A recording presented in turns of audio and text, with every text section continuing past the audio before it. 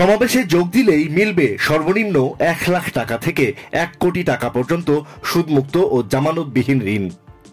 শর্ত অনুযায়ী এই ঋণ পেতে যোগ দিতে হবে ঢাকার সোহরাওয়ার্দী উদ্যানে আয়োজিত একটি সমাবেশে যোগ দিতে 24 নভেম্বর সন্ধ্যায় লক্ষ্মীপুরের কমলনগর উপজেলার বিভিন্ন এলাকা থেকে 10টি বাস ও অন্তত 15টি মাইক্রোবাস নিয়ে ঢাকা অভিমুখে যাত্রা করে অন্তত 5 শতাধিক নারী পুরুষ।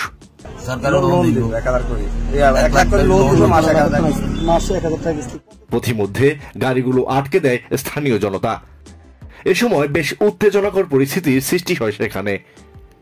পরে যৌথ বাহিনী এসে পরিস্থিতি নিয়ন্ত্রণে নেয়। সমাবেশে যোগ দিতে যাওয়া ব্যক্তিদের কাছ থেকে অহিংস গণ অভ্যুত্থান বাংলাদেশ শিরোনামের একটি ফরম পাওয়া যায়, যাতে সমাবেশে যোগ দেওয়ার জন্য নিবন্ধন করা ব্যক্তিদের নাম, মোবাইল নাম্বার সহ তালিকা রয়েছে। অহিংস গণ অভ্যুত্থান বাংলাদেশ ইউনিয়ন কমিটির চক এই দেখেন। এমনকি ঢাকায় যাওয়া আসার গাড়ি ভাড়া হিসেবে তাদের কাছ থেকে নগদ 1000 টাকা করে নেওয়া হয়েছে বলেও জানান তারা। কত টাকা নিচ্ছে? 1000 জনপ্রতি 1000 টাকা করে নিচ্ছে।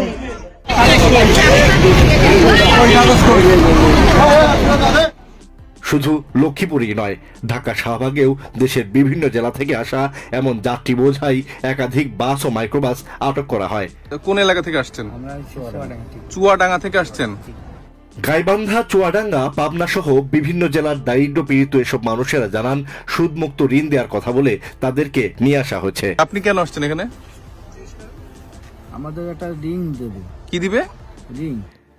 তবে যারা নিয়ে এসেছে তাদের সম্পূর্ণ পরিচয় জানেন না তারা।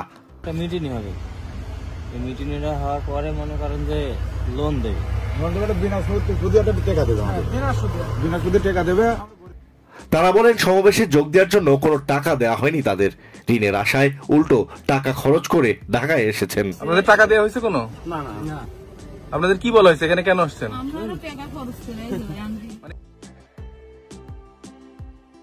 আপনাদেরকে আনছে কোন জায়গা থেকে বলেন তো? হ্যাঁ, পাবনা থেকে। তাদের কাছেও পাওয়া যায় একটি ফর্ম। দেখি কাগজটা দেখি। আগতদের অনেকে স্পষ্ট করে বলতেই পারেননি কি কারণে তারা এসেছেন। আপনাদেরকে কোন জায়গায় থাকতে বলা হয়েছে? শাহবাগে।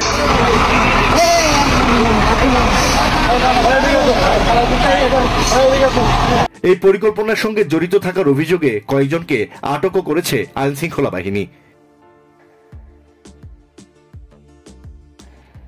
এটিকে অন্তর্বর্তী সরকারকে উৎখাত করার একটি ষড়যন্ত্র হিসেবে দেখছেন অনেকে, যার সঙ্গে ক্ষমতাচ্যুত দল আওয়ামী লীগের সংশ্লিষ্টতা রয়েছে এমন দাবি করে সামাজিক মাধ্যমে পোস্ট করতে দেখা যায় অনেককে।